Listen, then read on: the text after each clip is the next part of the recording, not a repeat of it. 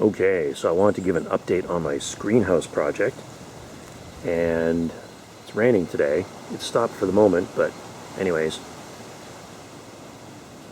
the screenhouse is still holding fine, just like it was when I put it together. And we've had some pretty good wind, we've had rain, we actually had some hail the other day, and the netting on top is still intact. It's all holding just fine, so I'm pleasantly surprised. And as you can see inside,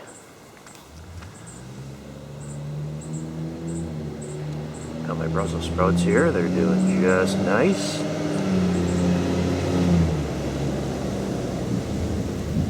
Broccoli is a little bit lacking. And then I got all my cabbages over here and stuff, and they're doing really great. So this greenhouse seems to be working really good for its intended purpose, and it's just a nifty little update. So see you again next time. You know, liking and subscribing really helps a small channel, so thank you so much.